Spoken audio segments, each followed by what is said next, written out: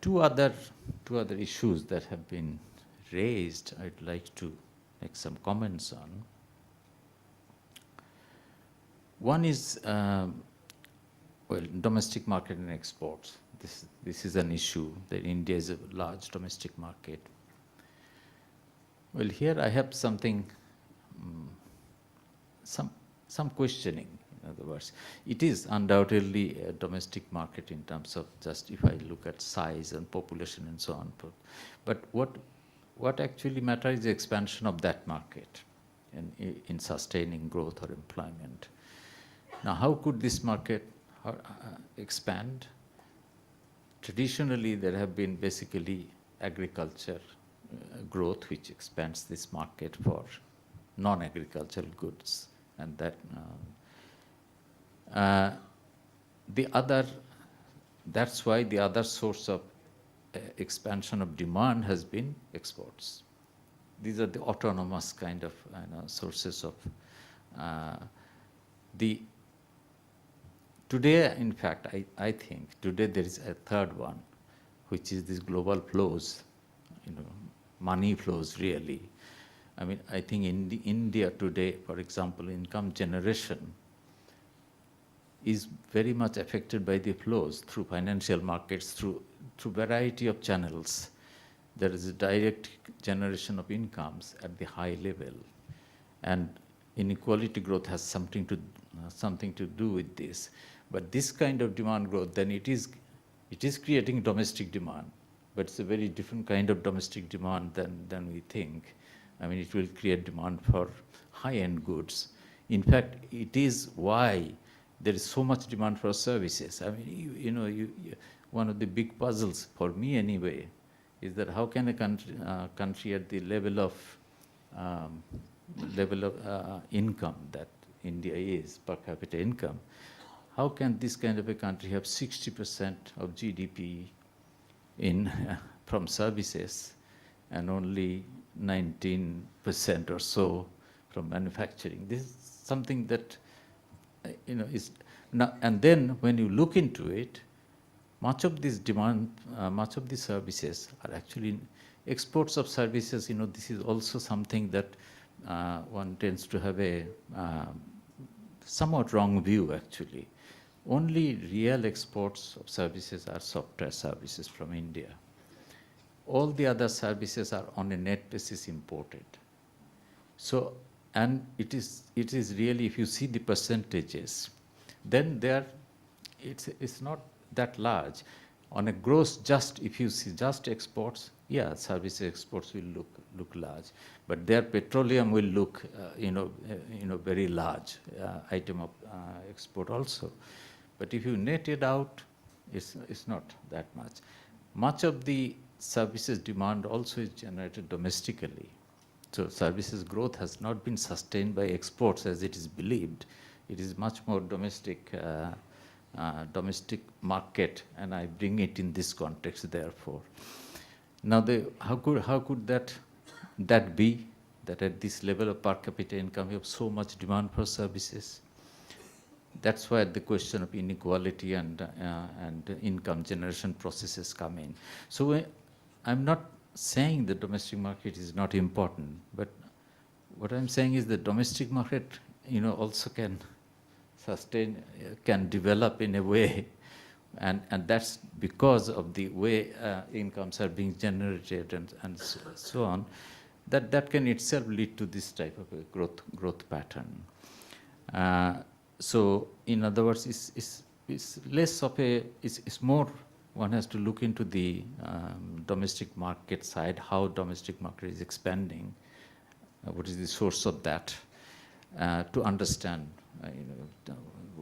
what's happening.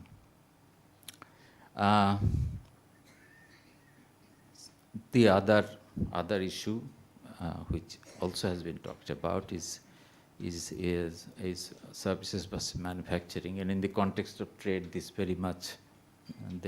very much important, pertinent issue. Now I happen to think that manufacturing is what we should be focusing on. And that's what will give both the growth benefit as well as employment benefit. And manufacturing exports, this is of course the traditional view also, right? We know that this is, and manufacturing requires trade to get the full benefit because of increasing returns to scale, because of all the you need a larger market, and domestic market cannot sustain that, which is why. Now, on the other hand, services, as I said, services, there are services which can also give, although those services are very skill intensive, and therefore they give a different kind of employment effect. But nonetheless, that's fine. But what confuses matters, I think, is this belief that India is a big exporter of services, and therefore we don't need to worry about manufacturing, which is where, in my view, from both job point of view and growth point of view, the focus has to be, and the promotion of manufacturing exports is where. We don't have it at the moment, although some of the things in the morning said about infrastructure and so on, those are all relevant, but I still don't see. So I think there's time to stop. Thank you very much. Thank you, Professor Ghosh. Now we have about half an hour for questions. So I would suggest if you please identify yourself and also at whom the questions are directed. And I think we'll take about 4 or 5, and then I'll request the panelists to respond.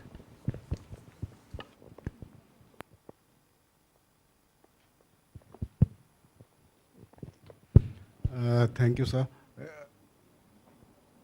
I'm A.K. Jain. I'm an urban planner.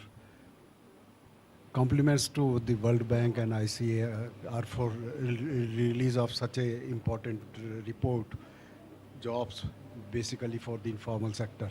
This is very important. One dimension which I think has been underplayed is the dimension of space. And we have proved in Mumbai and Ahmedabad, if you provide some community sockets for the informal women who may be producing pickles at home or things like that, small workshops or even kiosk in the markets for selling their wares, it promotes the self-employment opportunities as well as alleviation from the poverty to a very great extent. So I want to the question is that why the space dimension has not been properly placed in the report. I don't know, anybody can report.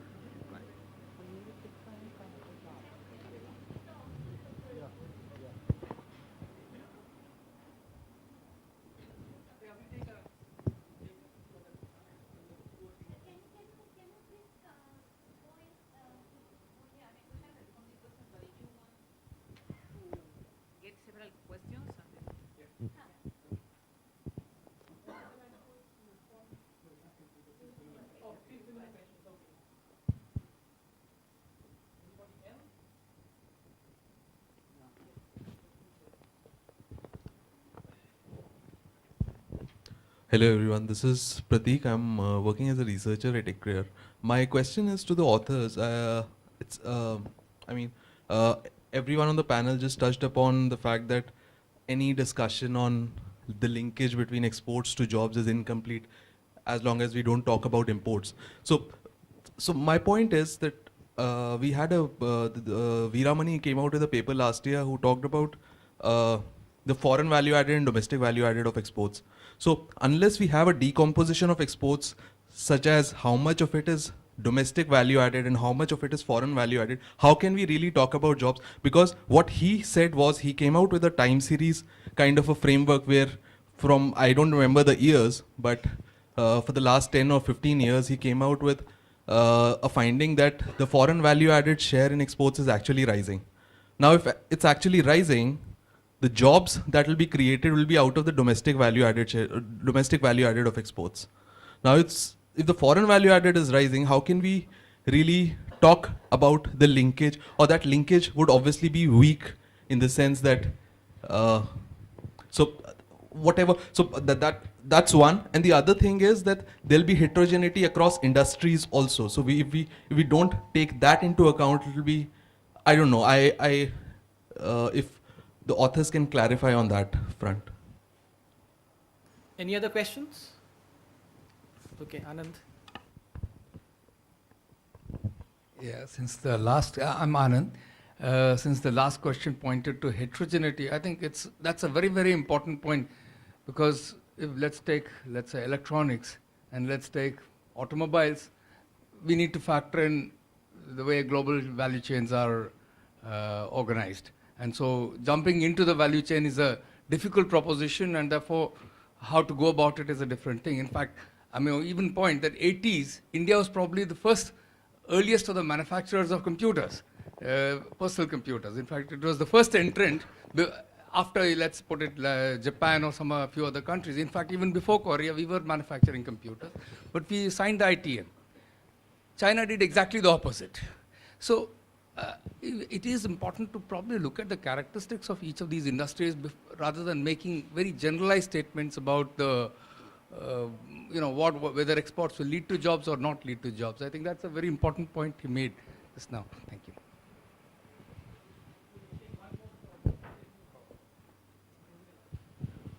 Hello, my name is Ankan De. I work in the governance, water, and environment sectors. I'm a little out of my depth with this question, but I'm just curious. This is to anyone on the panel. So we have a scenario where we have subsidies, which creates a surplus of, let's say, commodities like sugar.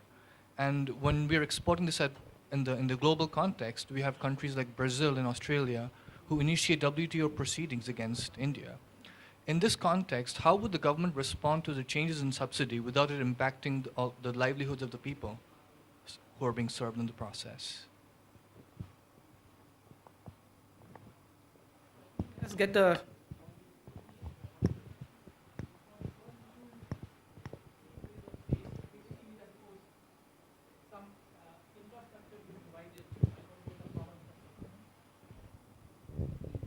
Thank you very much for all the comments that we really appreciate, and it has been very illuminating to hear the panel and also the participants for your questions.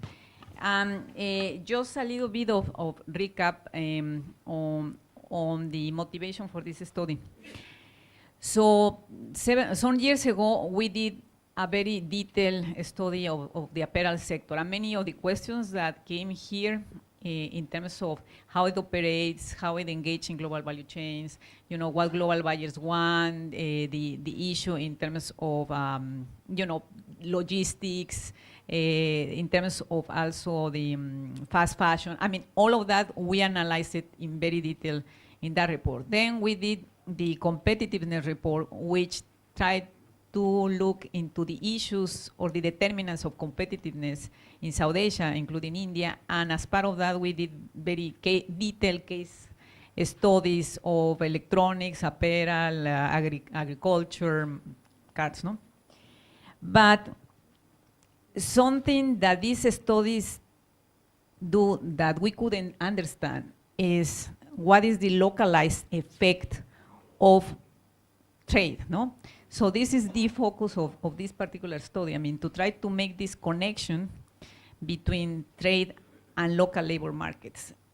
In itself, as maybe you read in the report, is a huge undertaking because it requires a lot of granular analysis. So that's the focus of this report.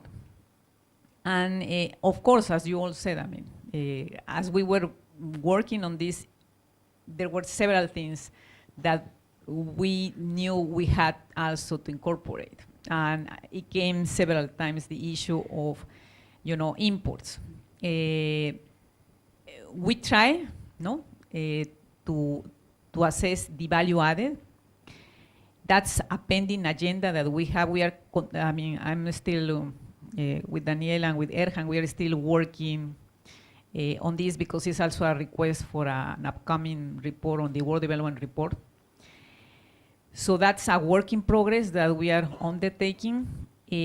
Also came the issue of other studies. I mean, we analyze.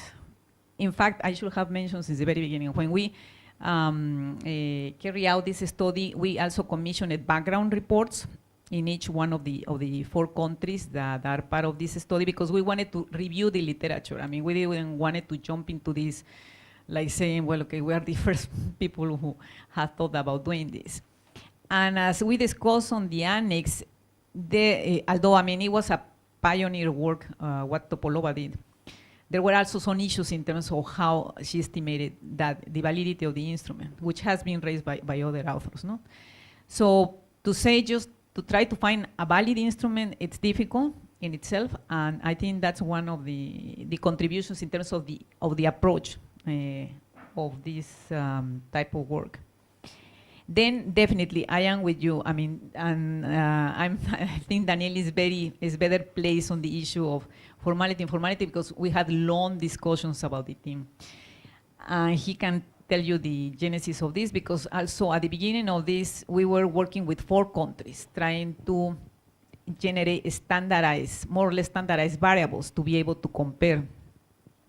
So we also had to go through the questionnaires and see which were going to be the definition of formality that will allow us to compare countries. No? Of course, I am with Radhika and everyone who has said, I mean, it's based on the status of the worker. No? So that's what you have in the household or the labor force surveys. But Daniel can tell you the whole genesis of that undertaking. And then, Riley, thank you for also raising the issue of Bangladesh. We are still working on Bangladesh. We cite there is preliminary. We didn't we didn't include Bangladesh because at that point we didn't feel comfortable of including, we are still working because these kind of things take some time. Also, we're still working with the data of Pakistan. So if I'm not mistaken, there were. Then I like very much the debate, and that's a debate also we had in Sri Lanka when we presented this report, in terms of where the country should go. Exports. I understand in the case of India with the humongous internal market, but I think, and I'm talking from also this is personal point of view, coming from Mexico. Really, it changed completely our landscapes engaging in trade, because the know-how, the FDI, the skills, the opening to other markets, the integration, so it brings so much into the institutions, into the landscape, that missing that boat, I think, in the long run, it will be detrimental to India. So I'm not trying to push for one or the other. I think India can do everything, but not trying to engage on this wave of knowledge, R&D technology, in the long run can really, jeopardize the productivity and sustainability of growth in India. Thank you.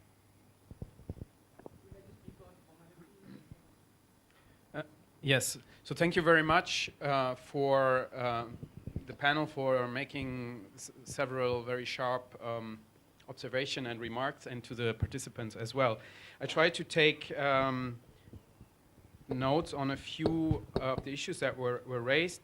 So one on the imports, just to confirm, Gladys has picked that up as well, that we looked only at exports. That is true. It's partly an academic answer that I'm going to give you. The other studies, Topolova and Otto Dorn-Hansen, for example, had looked only at imports. So we kind of flipped the coin and looked at exports. I think this has an analytical value by itself. As a policymaker, you can, of course, ask, okay, if I want to conclude a new trade agreement, so I will have exports and imports will come at the same time, so that's correct. But there are also other measures that we have discussed this morning and in the report that you can use policy measures to just strengthen the export sector. So yes, imports should also be kept in mind, but this report is on exports. On the wage results, why are they so small? They are relatively small. They are a little bit bigger than they look in the report because, in fact, they are in real terms of 1999. Because we had to deflate all the wages to have them all real wages for the same year. So that was, now if you look at the numbers from at 2018, some of the numbers look a little bit smaller than they would probably be in today's values.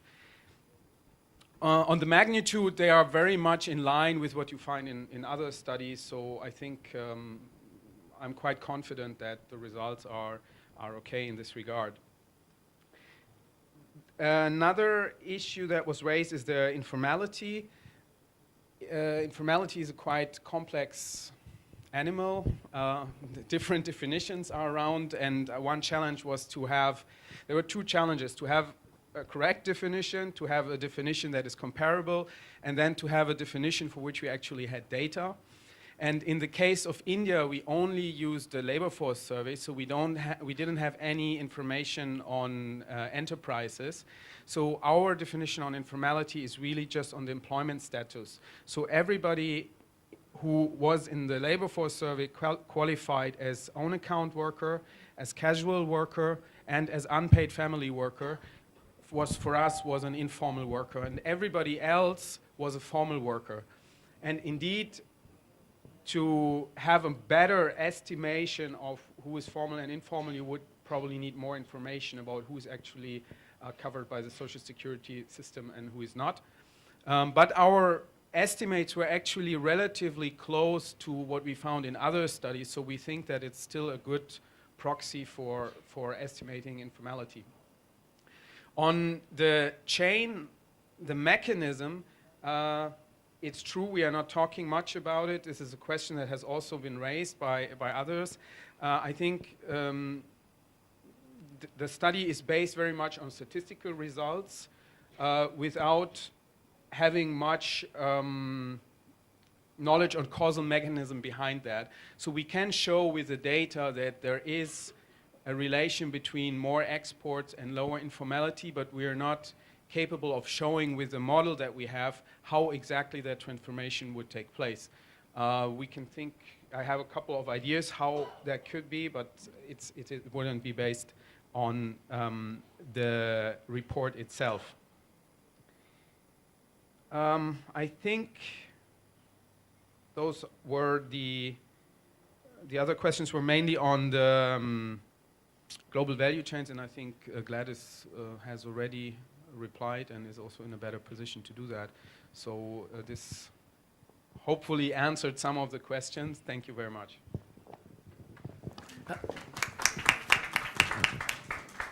Thank you, Daniel. Would anybody on the any of the panelists like to say anything before I request?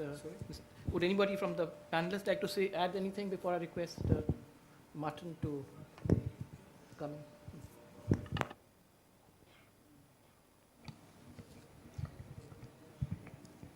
Just a few short comments.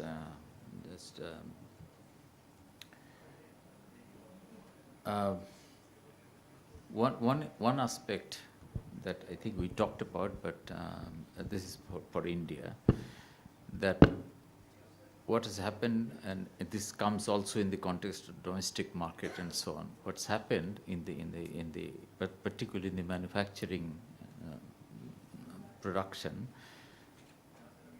import dependence, exports have become more and more increasingly import dependent over the last, say, since 2000 onwards, which means there are a lot of important inputs being used to produce something that's exported. That's actually, it's more than that. Even that's being sold in the domestic market. And think of the automobile industry was mentioned in the morning, but automobiles is one of those which is sort of semi-assembly really, and a lot of imports, imported inputs, and then there are other examples like consumer electronics. Even a mobile phone is again an assembly industry rather than producing. So now, the reason I say this also, that this links up with this domestic demand kind of thing. Much of this is actually being consumed domestically. So, but domestic demand has got so distorted that it is demanding goods which are being produced in this kind of way, and it's not demanding goods. So this is part of the way things have been happening. The other small point is, well, about formality you have clarified, and I actually suspected that. But what's happened here is that if you see what we call regular employment, that share has been rising, but not the formal. Formal within regular has not been rising, it's declining. So even in the formal sector, actually, today, the majority of workers are in fact informally employed. So regular therefore doesn't really capture formality. I mean, one should be careful there. That's all.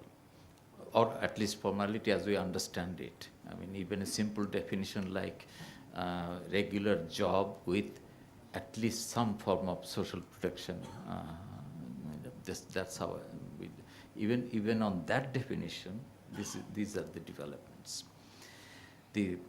Finally, benefits of trade was mentioned. I didn't get I still remain puzzled about why high-skilled people got higher wage benefits, even when, say, exports are like in the case of Bangladesh, the exports are garments, and so it ought to have actually been brought greater benefit to the low-skilled workers, unlike India where it is different. But it still seems to be the same result. No, we haven't finalized Bangladesh, and that's why I'm saying we are still working on Bangladesh. I mean, we don't have the results that we have. No, but I think I read in the report that Bangladesh results are similar to India. No, well, yes. Yeah. We Okay. said preliminary. All right, okay. But it's surprising. I mean, I think there must be differences between India, given its export structure, and Bangladesh, given its export structure. And now, benefits of trade, yes. Again, trade and domestic market expansion, these should not be seen as sort of substitutes. They're not. They must go together. Both, and I agree with all the benefits that you have mentioned that Mexico has derived. Now, there are costs as well, but the thing is, you need to be open to trade even to have your domestic sector working well. So, and in any case, in many cases, you need scale, particularly when it comes to manufacturing. And this is one of the things. China is obvious that's how that's why in India is very small scale in most of the production side, as was mentioned already. So there's no question of one or the other. Domestic market expansion has to be there, but exports are also important. That's all. Thank you.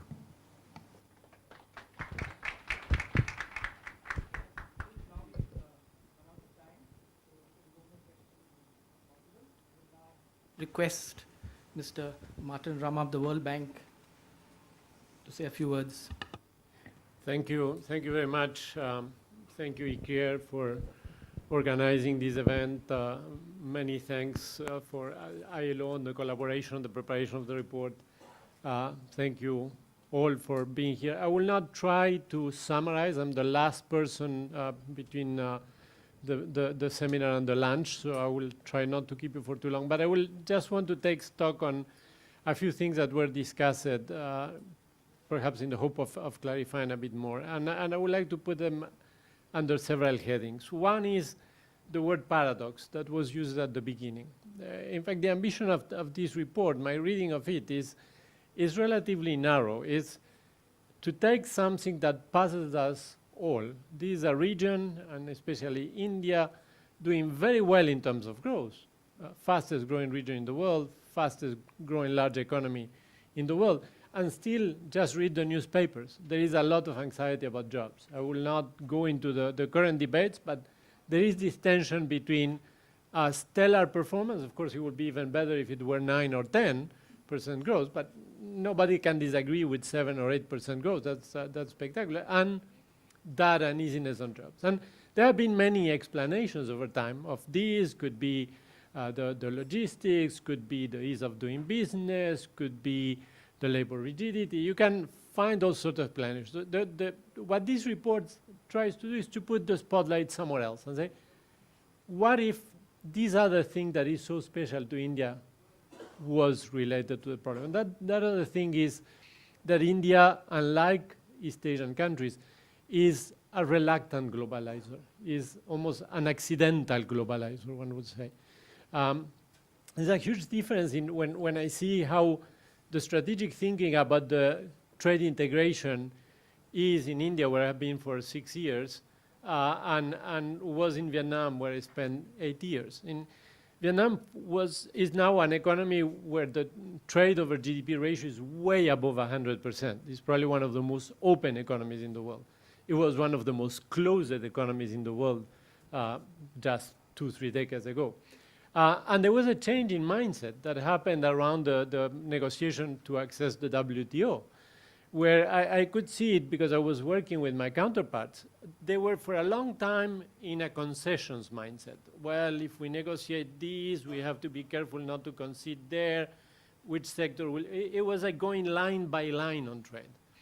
And then the change in mindset to what the Gladys described happened, which is to say, we need trade for development because it sets standards of production, of timeliness, of quality. There is learning. It was, instead of going by product, it was on how it links to development. I have not seen that to the same extent in India. I've seen much more, and in South Asia in general, much more the fear, if we open here, what will happen? There is these livelihoods, and so going by, and the success stories, like the software, is almost the accident, Y2K, things happen, and all of a sudden the opening occurs. It's like this idea of India grows by night. There is something of that growing by night. So the only thing the report does is to ask, could this problem with jobs be at least partially related to the fact that India is less globally integrated than East Asian counterparts? Second is on methodology.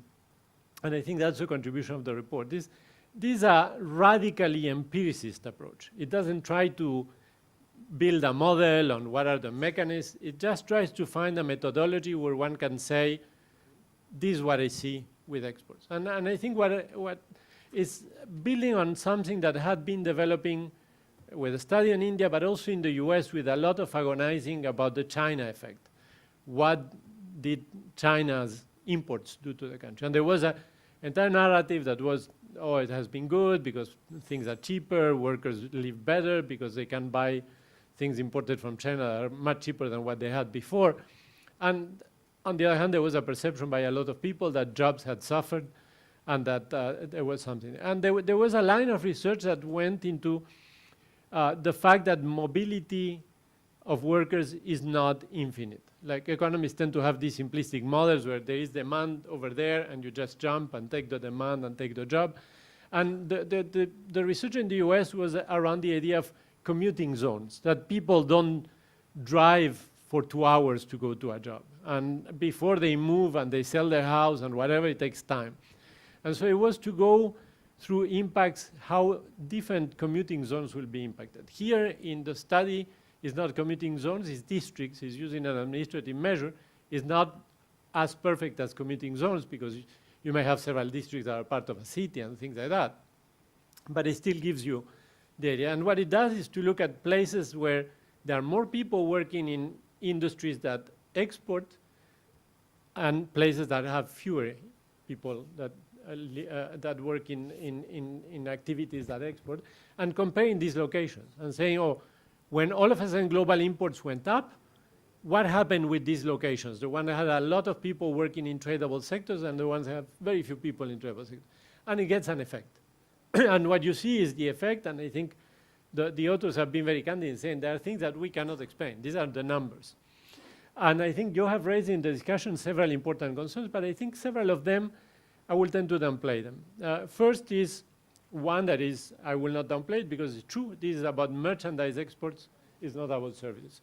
So that's a question, I think it's an excellent question to go to it. But in merchandise export, I think one question that you all have been raising is, this looks only at exports, and how about imports? Should we look at the net? And studies like the one for Topalova or India were like, if we reduce import barriers, as India did in 1981, what happens? But the kind of imports we are talking about here are not the kind of imports that you saw in 1981, which were related to an opening up of the economy. The kind of imports you have in mind is to export more, you have to import more, also you have more income and you will buy more things because all of a sudden there will be money and the workers will be spending whatever they have. That's an induced demand, which partly will be satisfied by imports, partly will be satisfied domestically. So it's an effect that in principle, if I had to guess, I would say is a positive because it's coming from induced demand, not from a shock on the opening side. And there is a recent study, in fact last week it was published for the US, that asks the same question for the US. It says, well, these are very local effects. What about the aggregate effects and the general equilibrium effects? It could be that places where you see the employment growing is because people are migrating from other places to take these jobs. And so this study for the US does a very careful general equilibrium model and calibration and concludes that the methodology that this study uses, the location-specific effects, is very accurate locally, probably underestimates by 50% the general effect. So the effect at the aggregate level is bigger, not smaller. So that's on the methodology. Now, two more things. One is what is the relevance, the policy implication? You can say, okay, fine. When OECD countries import more, it's good for jobs in India, but who is importing these days? Look at how the world is going these days. And that could be one answer to say, okay, this is a very interesting historically, but it doesn't take us anywhere today because the world today is not the world of hyper-globalization that we had until a decade ago. The world today is a world where trade grows more or less at the same pace as GDP, and we're in the same place. But you heard Amitabh Kant saying that he was taking a contrarian view, and he was going for trade even in these days. And I will tend to endorse that view for a couple of reasons. One is, not a couple of reasons, a couple of scenarios. We are in a world where trade is not growing much. We see tariffs coming up in all directions. And we don't know very well where this will pan out. One possibility is tomorrow negotiations fail and we start seeing tariffs, higher tariffs on China and on Europe and on this and on that. That would be bad for the world. No doubt it will be bad for the world. I'm not so sure it will be bad for South Asia because just of a trade diversion effect. So something that will be unambiguously bad for the world will be taxing your competitors. Nobody is for now putting thinking of big tariffs on India of any sort.